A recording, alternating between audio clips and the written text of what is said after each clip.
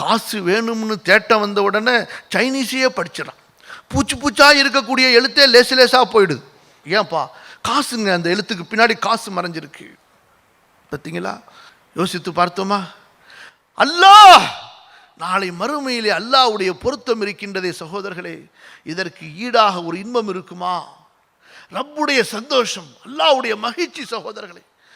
இந்த பணியை கொண்டுதான் அல்லாஹ்வுடைய தூதர் அனுப்பப்பட்டார்கள், நபிமார்கள் அனுப்பப்பட்டார்கள். இதைத்தான் சஹாபாக்கள் செய்தார்கள். நபிமார்களுக்கு அல்லாஹ் கொடுத்த முதல் கடமை தாவா தான். தொழுகை, நோன்பு, ஜக்காத், ஹஜ்ஜு இவையெல்லாம் பின்னால் பின்னால் கடமையாக்கப்பட்டது. முதலாவது கடமை என்ன? யா அய்யுஹல் முத்தஸ்ஸிர் கும் ஃபஅன்திர் வரப்பக ஃபகப்பிர்.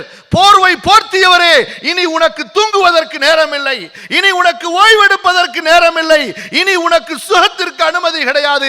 உமது வேலை என்ன?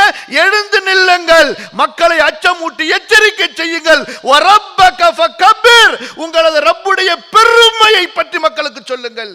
இந்த தாவா அல்லாஹ்வின் பக்கம் நம்மை நெருக்கமாக்கி வைக்கக்கூடிய மிகப்பெரிய வசீலா சகோதரர்களே.